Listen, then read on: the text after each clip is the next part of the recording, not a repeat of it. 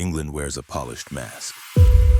Behind the British accent and afternoon tea lies a nation where UK drill blurs into real-life feuds. Acid attacks still haunt city streets, and exploitation networks grow in gaps the system never closed.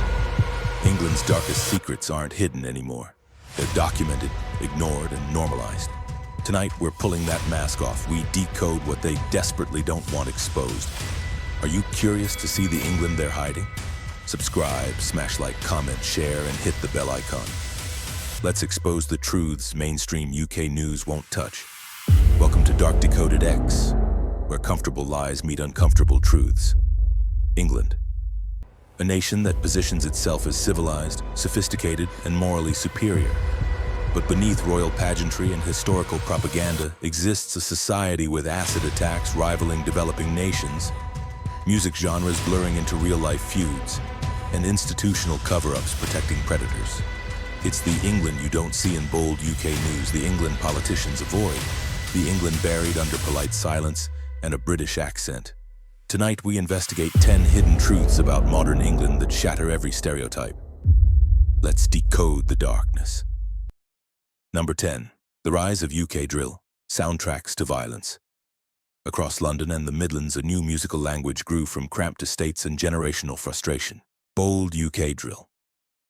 Born from real struggle, real anger, and real danger, drill became more than music. Police linked it to violent incidents. Courts demanded lyrics as evidence. Officers claimed certain videos documented gang conflicts rather than entertaining. Yet the truth is deeper. Drill came from young people trapped between poverty, territorial disputes, and a system that rarely listened. While authorities focused on beats and bars, they ignored the decades of policy failures that shaped these neighborhoods. A study from Cambridge and several community groups found that removing a drill video rarely removes the violence behind it. The issues run deeper. Lack of youth services, few opportunities, and a world that tells some kids they've already lost. Still, critics argue the drill inflames tensions, turning local rivalries into public theater. Meanwhile, supporters see it as raw storytelling, documenting a reality the country doesn't want to face. It's not the beats that are dangerous. It's the world that created them. A silence that goes unnoticed until it explodes. Number 9. Cuckooing. Homes turned into hostage zones. Across England, vulnerable men and women, often battling addiction, isolation, or disability, are targeted in a growing crime known as cuckooing. Dealers move into their homes, take control of the property, and use it as a safe base to store drugs, weapons, or cash. This crime doesn't appear in glossy tourism brochures. It hides behind quiet doors in Norwich, Manchester, Bristol, Birmingham. Anywhere a vulnerable person lives alone, police forces report rising cases. Support workers from multiple charities warn that many victims don't even realize they're being exploited. They feel grateful someone finally visits, or they fear retaliation if they resist. Cuckooing is a modern exploitation with old roots. It flourishes in silence, in loneliness, and in the absence of social support. No headlines, no cameras, just lives swallowed slowly.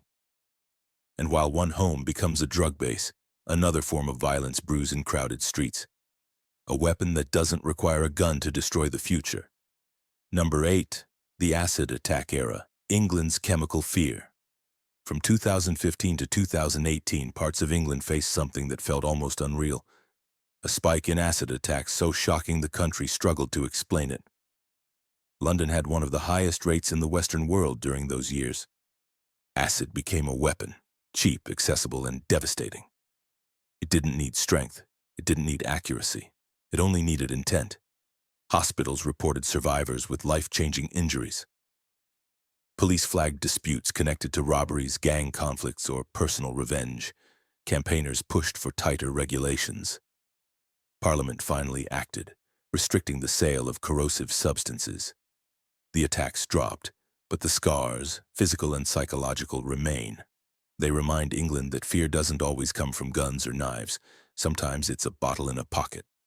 But as the acid attack era slowly faded, another crisis kept rising across cities and towns. A blade hidden in every postcode map. Number 7. Knife crime, England's unfinished battle. Knife crime in England has climbed over the last decade, especially among young people. Some areas saw their highest levels in years. Police cite multiple causes: social media disputes, postcode rivalries, school exclusions, poverty, and a sense of hopelessness in some communities. Families affected by knife violence often describe the same story: a teenager caught between fear and survival. Kids carry knives because they're scared. Others carry because they want respect. Some never intended to use them. Youth workers argue that cuts to services, closed community centers, and fewer early intervention programs have left a void. In that void, fear grows. And fear with a blade is a wildfire. Every statistic is a life that didn't make it home.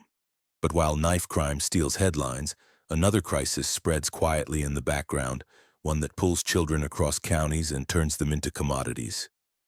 A network that thrives on innocence and silence. Number 6. County lines. Children on the front lines of the drug trade. County lines networks recruit kids, sometimes as young as 11, to move drugs from cities to rural towns. It's modern trafficking disguised as opportunity. Police have documented thousands of cases. Social workers warn that many children are groomed with gifts, false promises, or intimidation. These networks operate like small armies: runners, enforcers, managers, and bosses. They use train stations, taxis, buses, hotels, and short-term rentals. A teenager carrying a school bag might be carrying thousands of pounds worth of product. Children go missing for days. Some are found exhausted, hungry, and terrified. Others come back changed. A few never return. This isn't fiction. It's England in real time. A health system stretched to its breaking point. Pause for a second, like, subscribe, and share. Every view keeps this truth alive. Number 5. The National Health Service crisis, a system under strain. England's National Health Service is loved and respected, but it's also overwhelmed. Long waiting lists, staff shortages, tight budgets, and rising demand have pushed the system to a historic strain. Doctors warn about burnout. Nurses juggle more patients than ever. Ambulances queue outside emergency departments. Patients wait weeks or months for specialist care. The crisis didn't appear overnight. It came from population growth, chronic underfunding debates, and rising medical needs. The people inside the system work with heart, but even the heart has limits. The NHS remains one of the most important institutions in the country, yet it's fighting to keep pace with modern England. And as healthcare struggles, another storm grows where homes should feel safest. 4 walls that no longer guarantee shelter. Number 4. The housing crisis, a nation running out of space. House prices rise faster than wages. Renting becomes harder each year. Landlords compete with developers. Developers compete with investors. Meanwhile, social housing waiting lists grow. Young people feel locked out of the future. Families squeeze into cramped flats. Others slip into homelessness, even while working full-time. Rising rents, limited supply, old buildings, delayed construction, economic instability. It's a maze with no clear exit. Shelter, crisis, and multiple charities warn that the situation is worsening. Many local authorities say they're at breaking point. Housing isn't just brick and mortar, it's stability, identity, and dignity. Without it, everything else collapses.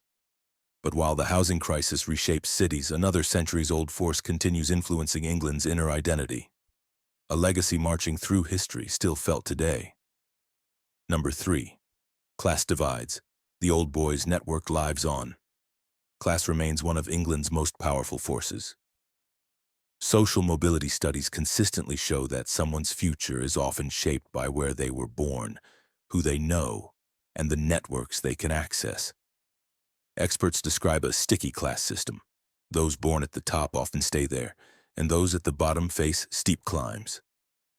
From certain schools feeding elite universities to connections opening doors in politics, media, and business, the old patterns still hold weight. You can hear the hierarchy in conversations, accents, opportunities, and confidence. Even the iconic British accent varies by status, region, and perception. This divide shapes careers, relationships, and futures. It creates frustration, resentment, and a quiet sense that the game was rigged before it began. But while class draws invisible lines, another force shapes England's identity through culture and history, sometimes in ways people don't expect. A soundtrack, a battlefield, and a legacy marching in step. Number 2. Culture wars. music, identity, and the modern divide.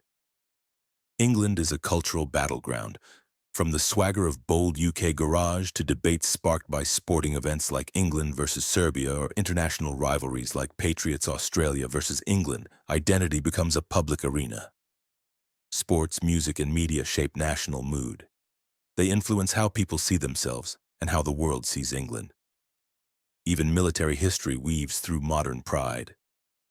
The marching bands of the bold British Grenadiers still echo in ceremonies reminding the nation of its long military heritage. Yet beneath the pride, tensions simmer. Debates over tradition versus modernity, immigration, national values, regional identities. The idea of New England, a reinvented Britain, clashes with nostalgia for what used to be. These cultural tensions ripple into politics, everyday conversations, and even online arguments. But the final reality cuts deeper than culture. It's the one truth shaping every struggle in this documentary. A pressure point where every fracture begins. Number 1. Mental health, England's silent emergency. Behind closed doors, England faces a mental health emergency that grows year after year. Rising anxiety, depression, loneliness, stress, and social isolation. Young people report some of the highest levels of psychological distress ever recorded. Adults struggle with financial pressure, unstable housing, job insecurity, and social fragmentation. Therapists, charities, and NHS staff warn that demand far exceeds capacity. Many wait months for support. Others give up before help arrives. Isolation deepens, people drown in silence. This crisis fuels almost every issue in the previous chapters. Crime, addiction, violence, exploitation, social breakdown. Mental health is England's quiet earthquake, shaking the foundations while the country carries on. And the story doesn't end here. It evolves with every headline, every policy, every young person trying to survive modern England. Because the truth is, and the shadows are still growing. Hit like, comment, subscribe, share, and ring the bell. Join the people who want the truth, not the surface. Dark Decoded X continues in the next video. England is a country of beauty and brilliance, but also pressure, fear, and change. These 10 realities don't define the nation. They reveal its crossroads. If you want to understand the world behind the headlines, stay with Dark Decoded X. We're just getting started. The next documentary is waiting.